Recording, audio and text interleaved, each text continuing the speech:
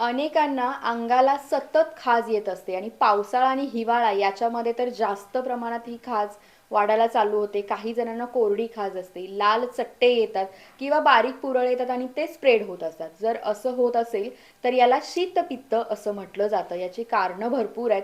अगदी जर तुम्ही मोठ्या फॅनखाली झोपत असाल किंवा जास्त वाऱ्यामध्ये झोपत असाल, हो तुम्ही हे नवीन ऐकलं असेल, पण याच्यामुळे सुद्धा अंगाला खाज व्हायला चालू होते. खाण्यामध्ये जर आंबट जास्त येत असेल, टोमॅटो जास्त खाल्ला जात असेल, पालेभाजी सुद्धा जास्त खाल्ली जात असेल, पालक जास्त खाल्ला जात असेल, तरी सुद्धा अंगाला खाज उठायला चालू होते. चिंच खाल्ली जात असेल तरी अंगाला आग उठायला चालू होते. चणा डाळीचं पीठ याचा जर वापर जास्त असेल, जर हे पीठ तुम्ही खात असाल तरी सुद्धा अंगाला खाज उठायला चालू होत. व्यवस्थित लिव्हर फंक्शन जर व्यवस्थित चालत नसेल, टॉक्झिन्स बाहेर निघत नसतील त्यातून, तरी सुद्धा हा मोठा प्रॉब्लेम आहे खरं तर. त्याच्यामुळे सुद्धा अंगाला पित्त उठायला चालू होतं, खाज उठायला चालू होते आणि खरं सांगायचं झालं तर याच्यावर उपचार करणं खूप गरजेचं असतं. घरगुती करा किंवा डॉक्टरांचा सल्ला घ्या, कारण हा आजार जो आहे तो स्प्रेड आहे.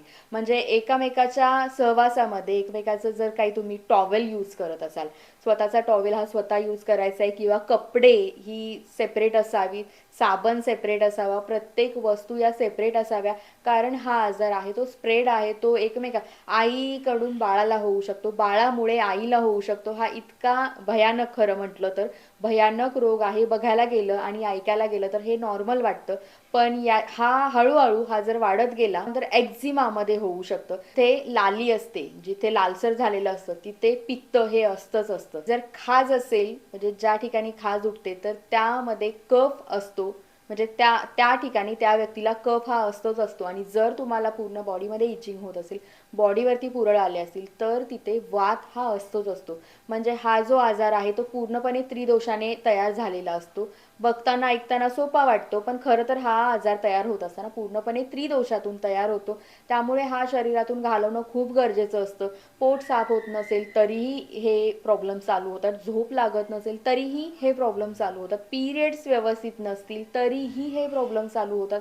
म्हणजे अनेक आजारांतून, असंख्य आजारांमधून हा एक आजार चालू होतो, हा एक आजार उद्भवतो. आणि हा जर याचे जर निदान आणि याचा उपचार व्यवस्थित वेळेवर नाही झाला तर एक्झिमामध्ये याचं रूपांतर होऊ शकतं. त्यामुळे योग्य सल्ला घ्या, योग्य तो याच्यासाठी उपाय करा.